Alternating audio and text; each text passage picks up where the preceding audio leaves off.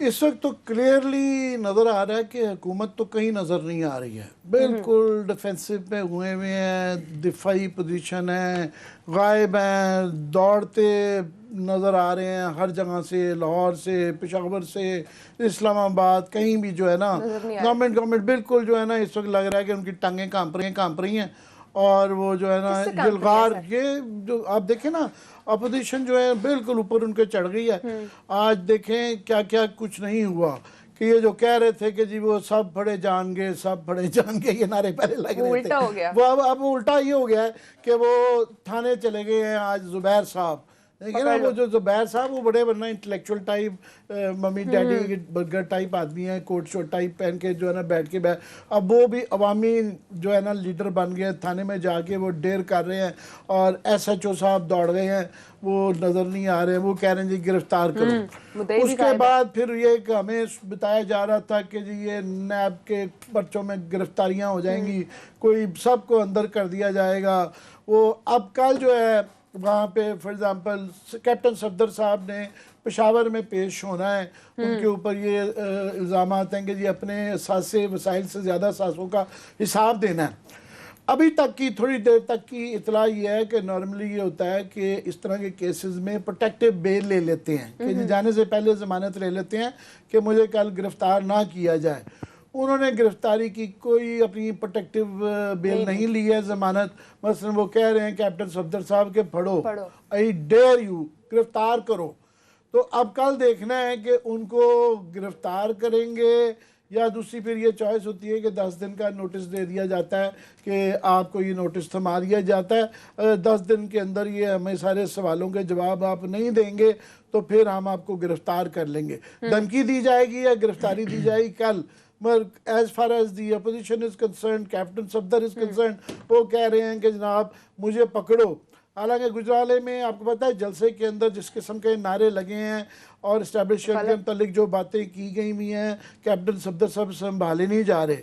हो सकता है नून लीग के अंदर कुछ लोग वैसे खुशी होंगे कि ये गिरफ्तारी हो जाए, मगर बहरहाल इस वक्त वो ही नहीं काबू आ रहे। अच्छा। उसके बाद यहाँ पे बुलाया गया था, हमने ये भी रिपोर्ट दी थी कि ख्वाजा आसिफ साहब को भी नैब में बुलाया गया है और उनसे वो उनका पेशी है कि कामे की वो जो उन्होंने तनख्वाह लेते थे कंपनी से दुबई के अंदर, तो ये पता करना है उन्होंने कि जी वो एग्जिस्ट करती थी नहीं करती थी, लेते थे पैसे कितने लेते थे, क्यों लेते थे। तो ये है कि क्या उनके साथ गिरफ्तार है या उनके ज़ाती तल्लुकात काम आ जाएंगे, लेट नाइट कॉल्स के जो फ़वाइद होते हैं तो उसकी वजह से शायद बच जाएंगे।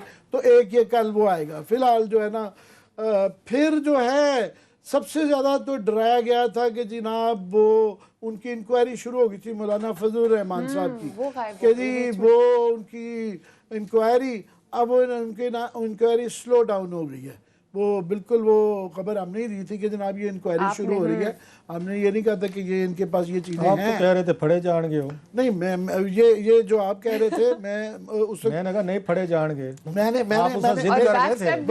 उस वक्त जिद करके नाराज हो गए थे, बल्कि आपने मुझे यूं करके घूरी भी डाली थी कि आपको हाउ डेयर यू कि मैं उस वक्त जो कह रहे हैं ना फड़े सब फड़े जाएंगे, वो उस वक्त कह रहे थे कि सब फड़े जाएंगे। मैं उस वक्त भी कह रहा था नहीं फड़े जाएंगे। वो आप ठीक कह रहे थे। मेहरबानी। अब आप वाली पोजीशन पे आगे हालात अब यहाँ है कि वो उल्टा दौड़े लग रही हैं कि वो किसी तरीके से पकड़े ना जाएं। शायद खाकान अब्बासी साहब की भी आपने टोन देखी है कि वो बिल्कुल आज वो भी कह रही थी पढ़ के दिखाओ, करो मुकदमे, तुम्हारी ऐसी की तैसी वो इस वक्त जो है ना वो बिल्कुल वहाँ पे अभी नवाज शरीफ साहब यहाँ नहीं है, अभी मरियम बीबी मैदान में नहीं आई हैं, अभी जलसे शुरू नहीं हुए हैं। तो अभी से ये हाल है। और ये इस दफ़ा याद रहे कि वो अकेला ही जब हमने देखा था मौलाना फजलुर रहमान का जब एक छोटी सी जुलूसी थी ना यहाँ पे उस वक्त ही इनसे इनके हालात नहीं नजर आ रहे थे। इमरान खान बाहर नहीं निकले थे। इनकी बिल्कुल रैंक्स के अंदर जो है ना डरे हुए थे, समझ नहीं आ रही थी कि करना क्या है। तो अभी जो है 5-7 जलसे हैं, सारी पार्टीज हैं और वो बड़े शहरों में हो रही हैं, गुजरांवाले में हो रही हैं, लाहौर में, कराची में, कोयटा में। मौलाना ने एक अच्छा काम किया है। मौलाना ने इस दफ़ा ये किया है कि कोयटा जो है ना, उन्होंने कहा मैं क्यों इम्तिहान दूँ कि मेरे ज़ुम्मे आ जाए कि जी मैंने वहाँ पे जुलूस लाना है। उन्होंने कहा नहीं, पहले आप अपना इम्तिहान दें। पीपल्स पार्टी भी दे, कराची में दे, निकाले जलसा वहाँ पे, और आप लोग पंजाब में दें, गुजरांवाला से स्टार्ट करके जो है ना, पहले आप अपने इम्तिहान दें, बीच में अपना हिस्सा डालें, तो फिर मैं अपना हिस्सा डालूंगा।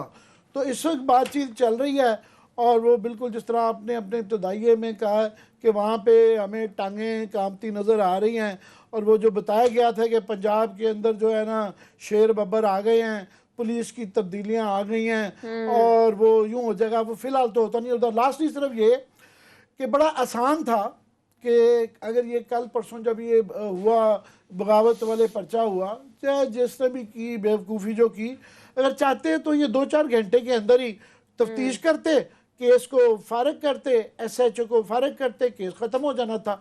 अब इन्होंने लटका दिया कि जनाब, वरना अगर ये उसी वक्त लेते तो ये कह सकते थे जनाब ये पता नहीं किसी ने गलती की है, वो कोई ये चीज़ बिल्कुल गलत नहीं है, हमारा उसके अंदर कोई कसूर नहीं है, और वो केस ख़त्म होता। अब उनको जो है जिन्होंने मतलब पहले ये नहीं है कि वो मासूम लोग हैं, नवाज शरीफ साहब या शहबाज शरीफ साहब, वो केसेस हैं बाकायदा, वो सारे एब्सकॉन्डर्स हैं, TTO के केसेस हैं, मगर इस वक्त लग रहा है कि कटहरे में जो है ना वो इमरान खान खड़े हुए हैं, और PTI की गवर्नमेंट खड़ी हुई है, और बुज़दार साहब खड़े हुए हैं, और बाकी सारे बाहर हैं।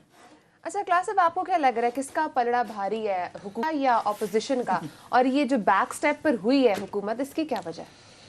जैसे अभी आमिर ने बात की है, अभी हम शो से पहले डिस्कशन जो हमारी चलती रही थी वही कर रहे थे।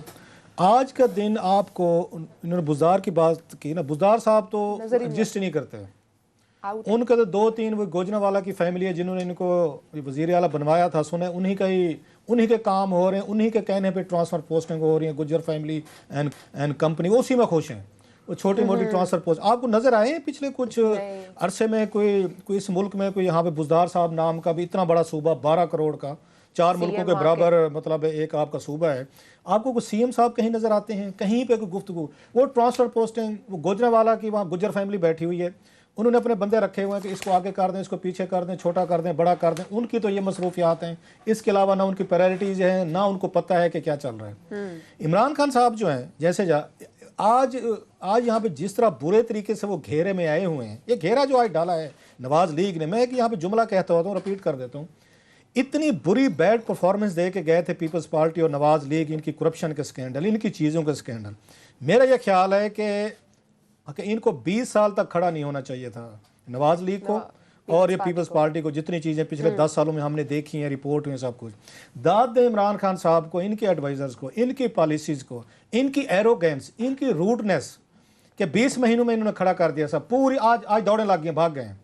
वो जो हमारे कहते थे ना वहाँ पे, हमारे उमर शेख साहब का बड़ा मशहूर वो मकूला चल रहा था लोग उस पर, सब फड़े जान के, वो पता ये चला कि पुलिस अपनी पेंटे में उठा के वो आगे हैं, और वो जो अक्यूज़ हैं वो उनके पीछे हैं।